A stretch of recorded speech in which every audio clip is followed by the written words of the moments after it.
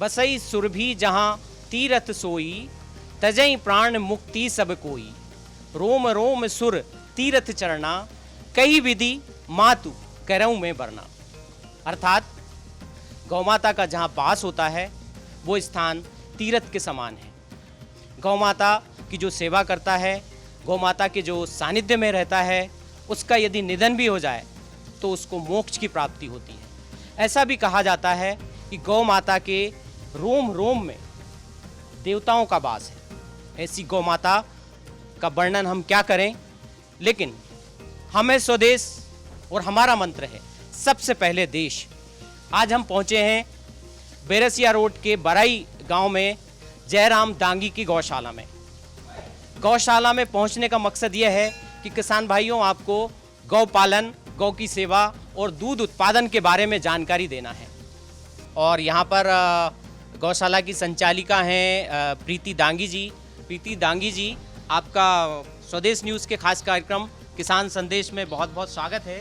और आप ये गौशाला की संचालिका हैं, तो यहाँ पर आप कौन कौन सी गायों की नस्लें हैं, देसी नस्लें, विदेशी नस्लें, इसके बारे में थोड़ा हमें बताइए। ये गिरी गाय की नस्ल है और ये 10 लीटर दूध देती है एक टाइम में। और वो कोने वाली एच भी है, वो मतलब वो भी 10-12 लीटर दूध एक टाइम में देती है। और देसी गाय भी है। पहले हमारे पास 2 गाय थी, 2 से हमने 4 करी, धीरे धीरे करके ज़्यादा गाय भैंस कर ली हमने। और फिर लोन भी लिया था 9 लाख का। अच्छा, हाँ। ठीक है। हमारे साथ जयराम दांगी जी भी हैं।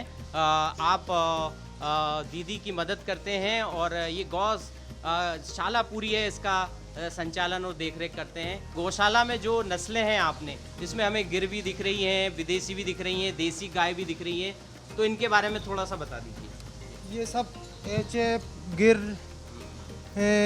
नस्ल की गाय है। ये हमने खुद सीवन डलवाए घर। ये नस्ल हमने बनाई है। अच्छा। हाँ, मोल की सिर्फ 2 गाय थी। अच्छा। इसमें से अपन ने नस्ल अलग अलग टाइप की बनाई है। अच्छा, एचएफ क्रॉस करवाई, क्रॉस करवाया।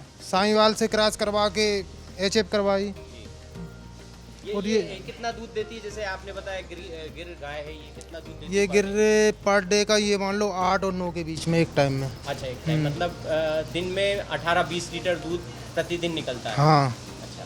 और और दूसरी नस्ल भी है आप एचएफ है। ये एचएफ एक टाइम में 12-13 लीटर दूध देती है। अच्छा, तो एचएफ जो नस्ल है वो कहाँ की है बेसिकली? सब घर की है। अच्छा, नहीं घर की तो है। एचएफ जो है वो विदेशी क्रॉस है देसी गाय के साथ। ये किस तरह से? ये देसी गाय के सीवन डलवाया अच्छा। एचएफ का, उससे क्रॉस हुई है। अच्छा। ये एक टाइम में 15 लीटर दूध देती है। और इसकी जो मैयो थी उसने 2 बच्चे दिए थे। अच्छा। 2 बच्ची, अच्छा। एक ये और एक ये अंदर बनी है। आपके पास चारा है और आपके पास उधर देखा मैंने कुछ खली भी है, कुछ भूसा भी है। तो ये क्या पोषण के लिए कुछ अलग से कुछ आता है, या जो अपने घर में अवेलेबल है आप खेती बाड़ी में जो निकलते हैं वही इनको खिलाते हैं? नहीं, वो तो ये सांची सुडाना खिलाते हैं। अच्छा। सांची से जो आता है जी। कटुआ, अच्छा। वो इनके लिए फूड अच्छा है। अच्छा। तो ये हरा चारा देते हैं। अच्छा, हरा। चरी वो देते हैं, ये डेयरी से मिलती है। अच्छा। और ये मक्खन घास लगा रखा है। अच्छा, मक्खन घास।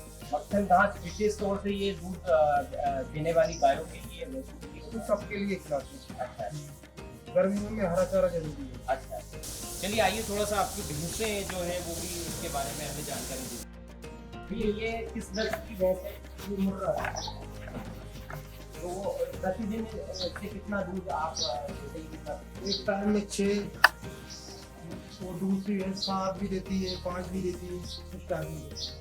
तो आपके पास कौन कौन सी नस्लें और हैं भैंसों में जो बनी हुई है? वैसे तो ये मुर्रा ही है। सारी मुर्रा है। हाँ, वो जापरी सबसे ही नहीं होती है। अच्छा। अच्छा, भैंसों की देखभाल में मैं देख रहा हूँ कि लगातार हम आए जब से 2-3 बार से उनको नहलाया जा रहा है, ये गर्मी के पानी कारण, का छिड़काव हो रहा है, यहाँ पर पंखे भी लगे हैं। गर्मी के कारण ये अच्छा, क्या गर्मी सहन नहीं कर पाती है? 20% ज्यादा है, ये सहन नहीं कर पाती और गर्मी में फायदा करता है। अच्छा, तो ये कितने बार आप इनको पानी छिड़क कर छिड़काव करते दिन में 6-7 बार। हैं? 7 बार पानी लगता है। गर्मी गर्मी तो इससे इससे क्या दूध का जो भैंसों का जैसे कि गर्मी है ज्यादा, तो ये इस पे भी असर पड़ता है क्या? कम दूध देती है गायें भैंसें? हाँ, अंतर आता है ना ये गर्मी के कारण। इससे ये मिलाने से हाँ। दूध भी बढ़िया देती है और ये हाँफती नहीं। अच्छा। अब ये नस्ल हमने घर की बनाई, फीवन डलवाया। इसके बारे में बताइए जरा। ये अभी 8 महीने की बच्ची है, दूध अच्छा। पीती है। अच्छा। एक थन इसको पिलाया दूध, 3 थन अपन ने लगाए अच्छा। और इसकी ये मान लो कि ये 8-9 लीटर दूध देगी एक टाइम में। हाँ, एक विशेष तरह की नस्ल आपने बना दी है। घर बना ली। ये अब ये जो बच्ची है, ये बच्चा है, अच्छा, ये तो गाय का बछड़ा लग रहा है। बच्ची है ना, अच्छा, बच्ची है, बच्ची। ये सब सीवन की है। अच्छा, तो अब ये मैं जो बताता हूँ।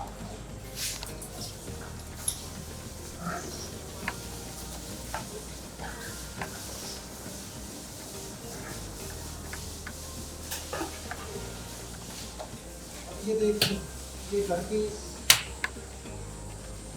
ये ज्ञापन होने वाली है। अच्छा, ये भी आपने क्रॉस किया है?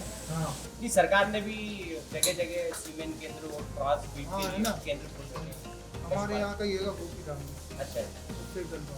अच्छा। तो इस नस्ल के बारे में बताइए। भैंसे अपनी इसमें 10 एक भैंसे खरीदती है, अच्छा, बाकी सब आपने क्रॉस करके हाँ, बताया। क्या आप यहाँ से जो किसान भाई यदि लेना चाहें तो क्या आप यहाँ से भैंसे उनको देंगे भी, मतलब जो भी आपका शुल्क होगा वो यदि वो देना चाहें तो क्या आप चुकाएंगे, उसको चुका के आप देंगे? नहीं अपन नहीं इसमें। बेचते नहीं हैं। अच्छा, कोई किसान आपसे मदद चाहे या आपसे चाहे कि आप कोई प्रशिक्षित कर दीजिए उनको, आके यहाँ वो काम करे, सिखाएंगे, तो क्या आप ये सुविधा हाँ देंगे? ये दे सकते हैं। क्योंकि कई किसान भाई हमारे संपर्क में वो चाहते हैं कि ऐसी गौशाला जाए जहाँ पर वो सीखें किस तरह से क्रॉस ब्रीड तैयार की जाती है, दूध उत्पादन बढ़ाया जा सकता है और गायों का लालन पालन कैसे होता है। तो क्या आप ये हाँ, ये सुविधा ट्रेनिंग- देंगे किसान हाँ, दे भाई? सकते हैं। तो किसान भाइयों, हम पहुंचे हैं खजूरिया रामदास की तनुश्री गौशाला। आपने जब गौशाला शुरुआत की थी तो कितनी गायें थी आपके पास, कितनी भैंसें थी और अब कितनी है और कितना दूध का उत्पादन आप कर रहे हैं? पहले 2 गाय थी, 3 एक भैंसें थी। फिर ये डेयरी से विद्यासागर वाली योजना चली, उसमें इन्होंने 60-60 हज़ार रुपये दिए थे, तो उससे और आगे बढ़ाई भैंसें। फिर ये अभी 9 लाख रुपए की फिर लोन करवाई, इससे और ली। इस टाइप से आगे बढ़ते चले गए। आप गौशाला से प्रतिदिन कितना दूध उत्पादन हो रहा है और कितनी आमदनी होती है? अभी तो ये मान लो कि ये गर्मी के टाइम में कम आमदनी होती है, क्योंकि ये सर्दी में दूध अच्छा देती है और फेंट भी अच्छी आती है इसकी सर्दी में। और इसमें ये दूध भी कम देती है और फेंट की मात्रा भी कम रहती है गर्मी के कारण। प्रतिदिन कितना आप दूध देती हैं आपकी गायें और भैंसें? 500, 450 और 500 के बीच में होता है। 500 लीटर। अच्छा, यहाँ पर आपने कितने लोगों को रोजगार दे रखा है? 5 लोग दे रहे हैं। 5 लोगों को रोजगार दे रखा है। क्या गोबर से आप खाद बनाते हैं या ये कहीं बायोगैस प्लांट में जाता है या कंपोस्ट बनाते हैं? इसका उपयोग किस तरह से करते हैं? ये तो पूरी खेती में डालते हैं हम। अच्छा, गोबर का खाद बना के आप खाद को इसको पकाते हैं अच्छा, और 1 साल बाद ये खेती में डालते हैं। बढ़िया पक जाता है, इसमें वो केंचुए भी डालते हैं। रासायनिक खाद में और जो हमारा गोबर का खाद है उसमें जो उत्पादन है फसलों का, उसमें कुछ अंतर पड़ता है? नहीं, ये गोबर की खाद से अच्छी फसल निकलती है। अच्छा। और ज़मीन भी अच्छी रहती है इससे। क्या आपने बायोमास या गोबर गैस प्लांट लगाने के बारे में सोचा है कभी? क्योंकि आजकल जो ऊर्जा है, ईंधन है, वो बड़ा संकट है। और क्या अपनी खुद की ऊर्जा उत्पादन के बारे में कोई विचार कर रहे हैं? गोबर गैस था अपना पहले, वो ख़राब हो गया। अच्छा। ये सोच तो रहे हैं ये, लेकिन अब जल्दी इसको करेंगे हम। इससे गोबर गैस से खाना भी बन जाता है और लाइट बल्ब भी जल जाता है। आने वाले दिनों में ये भी है कि जो मीथेन है या सीएनजी जो बनेगी उससे आप ट्रैक्टर भी चला पाएंगे। अब वो ये जानकारी तब तक अपने पास नहीं आई। दूध उत्पादन और गायों की नस्ल के बारे में ये चर्चा जारी है, लेकिन अभी आपको ले चलते हैं बुंदेलखंड की मिट्टी और बुंदेलखंड की संस्कृति से आपको रूबरू कराते हैं और आपको सुनाते हैं बुंदेली लोक गायिका साक्षी पटेरिया जी का ये मधुर लोकगीत। मुहे बीते बरस दो चार सजन कंग ना बनवई देओ सोने के। मुहे बीते बरस दो चार सजन कंग ना बनवई देओ सोने के। मोरे जेठा ने कर धन ले दई रे मोरे जेठा ने हाँ मोरे जेठा हाँ हाँ मोरे जेठा ने कर धन ले दई। मुहे फीको लगे सिंगार सजन कंग ना बनवई देओ सोने के। मोहे बीते बरस दो चार सजन कंग ना बनवई देओ सोने के। तो किसान भाइयों, दूध उत्पादन में मध्य प्रदेश आपकी मेहनत से देश में तीसरे नंबर पर पहुंच गया। राज्य सरकार भी दूध उत्पादन बढ़ाने के लिए किसानों को प्रोत्साहित कर रही है और दूध उत्पादन से जुड़ी ये रिपोर्ट देखते हैं, फिर आगे चर्चा करेंगे।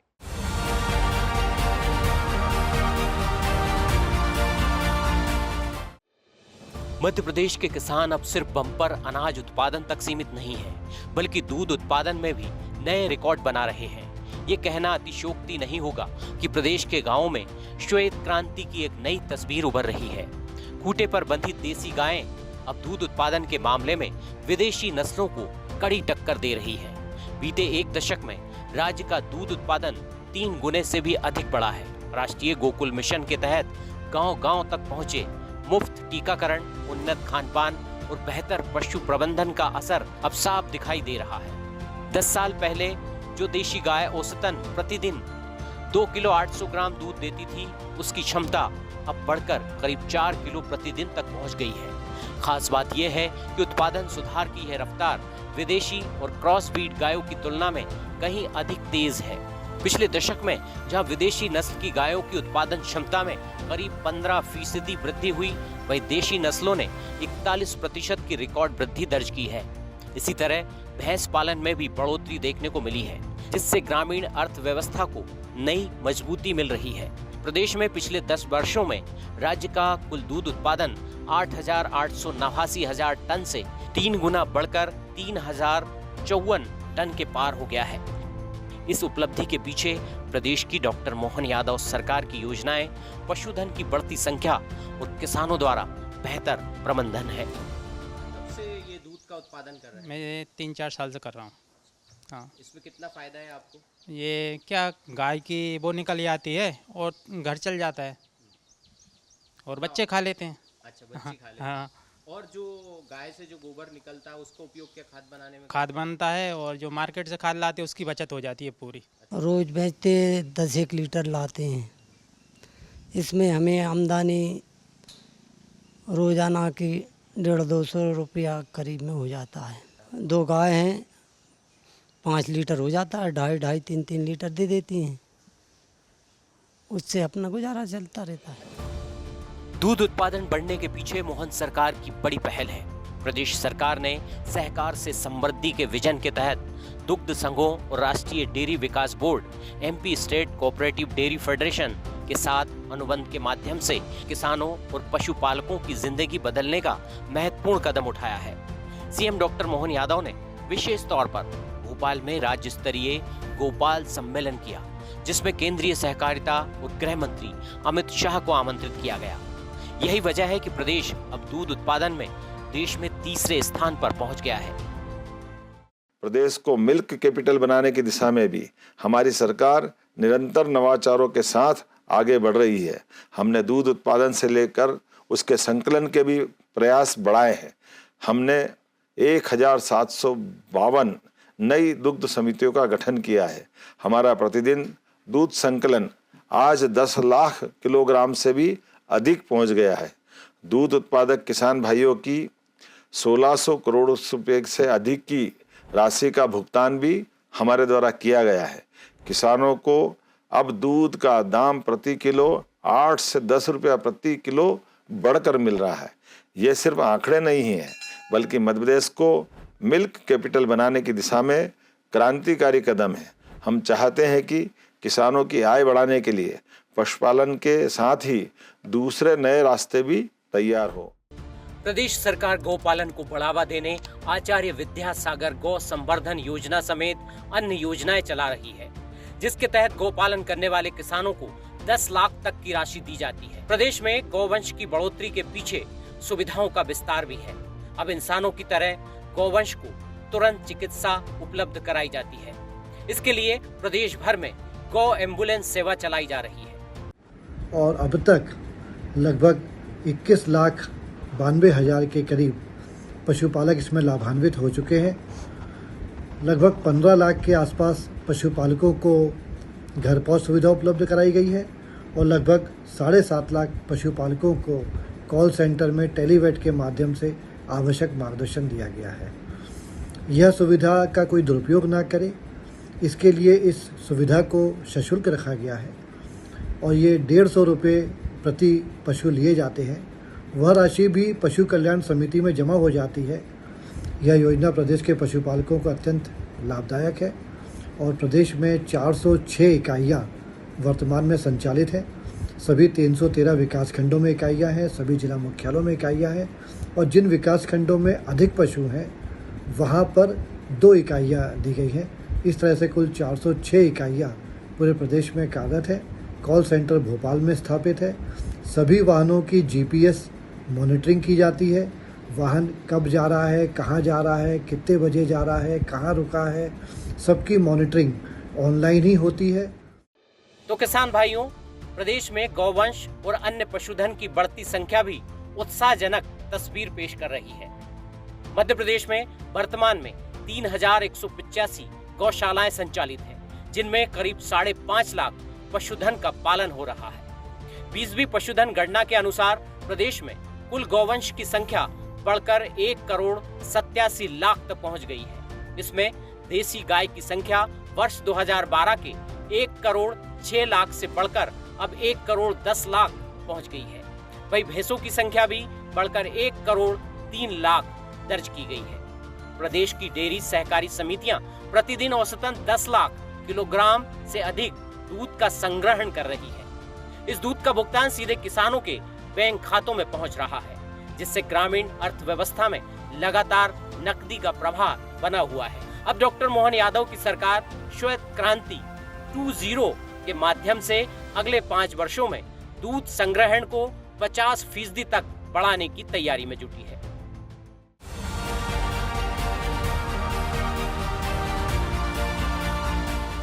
दांगी जी, मेरा अगला सवाल आपसे ये है कि आपके यहाँ गौशाला तो है ही, इसके अलावा आपने दुग्ध संघ का कलेक्शन सेंटर भी खोल रखा है।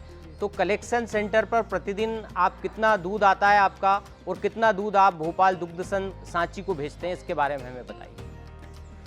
सर्दियों में तो ये अपन 2200-2300 करीब में पहुँचाते हैं। 2300 लीटर? हाँ। अच्छा। और 1600-1700 करीब में भी गर्मियों के टाइम में। अच्छा, कम हो जाता है उत्पादन गर्मियों में। आपके पास कुल कितने किसान होंगे जो दूध आपके यहाँ कलेक्शन सेंटर पर पहुँचते हैं डेली? मिनिमम 100 से ऊपर ही है। 100 से ऊपर किसान हैं। अच्छा। तो ये दुग्ध संघ की सहकारी समिति का दूध कलेक्शन सेंटर है, जहाँ ये किसान भाई दूध लेकर आए हैं और ये अपना दूध यहाँ बेच रहे हैं। ये दूध का पहले किस तरह से ये प्रक्रिया होती है ये हम आपको दिखा देते हैं। भैया, किस तरह से दूध का ये वेट नापते हैं आप और किस तरह से इसका मूल्य तय करते हैं? ये कांटा है, इस पे दूध बिक जाता है कि 7 लीटर 100 ग्राम दूध आया, इसमें फैट निकलती है, उसमें रेट बनता है। देखो आप, तो आप देख रहे हैं किस तरह से ये गाय का दूध है और इसके फैट से इसकी कीमत तय होती है। ये मशीन लगी हुई है और ये मशीन बताएगी कि इसमें कितना फैट है, उस हिसाब से इस दूध का मूल्य तय होगा। इसकी इस दूध की कितनी फैट आई भैया? फैट कम आती है, 3 फैट आई। अच्छा, तो इसका मूल्य क्या तय किया आपने? 1 मिनट, 33 रुपये लीटर पड़ा इनका गाय का दूध।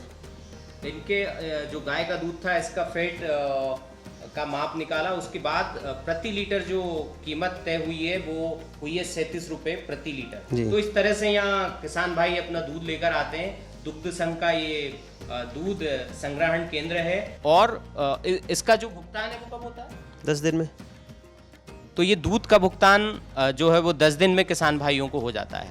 तो प्रतिदिन कितना दूध आप कलेक्शन करते हैं यहाँ पर? हो जाता है 1800 लीटर। 1800 लीटर जी। और उसके बाद क्या गाड़ी यहाँ आती है वो दूध लेने के लिए? गाड़ी आती है साजी डेली। तो प्रतिदिन यहाँ से ये सिलसिला दूध संग्रहण का चलता है और उसके बाद ये दूध भोपाल जाता है और वहाँ से पैक होके फिर घरों में। किसान भाइयों, देसी गाय के दूध को आयुर्वेद में अमृत की तरह माना गया है। क्या है ये आयुर्वेद का नुस्खा और क्यों दूध को, देसी गाय के दूध को अमृत कहा गया है, ये रिपोर्ट भी देख लेते हैं। देसी गाय का दूध बच्चों से लेकर बुजुर्गों तक सभी की सेहत के लिए अमृत के समान माना गया है। आइए देसी गाय के दूध के फायदे जानते हैं। A2 प्रोटीन युक्त दूध शरीर के लिए लाभकारी है। बच्चों की हड्डियों और दांतों को मजबूत बनाने में सहायक है। कैल्शियम, फास्फोरस और विटामिन से भरपूर है देसी गाय का दूध। रोग प्रतिरोधक क्षमता बढ़ाने में मददगार है। दिमागी विकास और याददाश्त के लिए भी उपयोगी है। देसी घी से शरीर को ऊर्जा और ताकत मिलती है।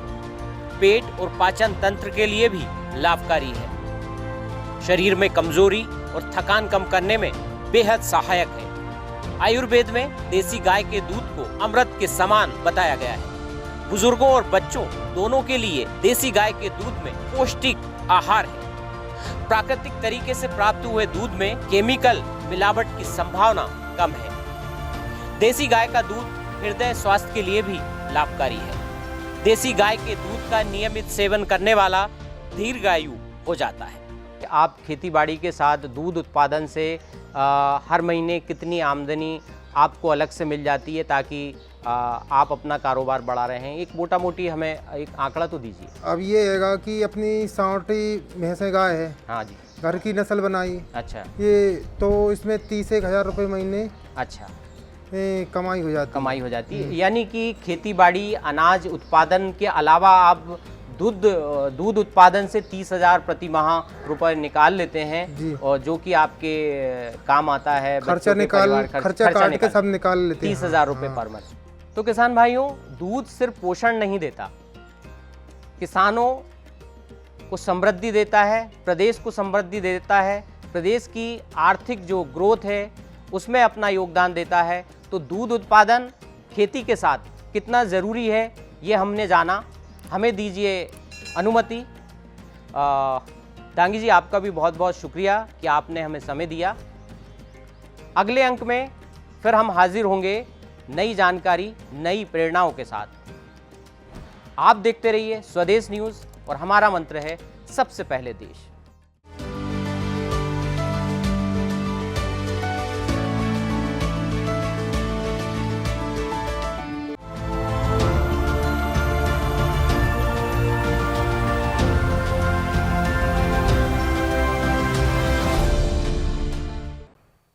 ऐसे ही वीडियोस के लिए लाइक करें, शेयर करें, फॉलो करें। YouTube पर जाकर सब्सक्राइब कर बेल आइकन दबाना ना भूलें और ताजा अपडेट्स के लिए swedeshlive.com पर जरूर जाएं।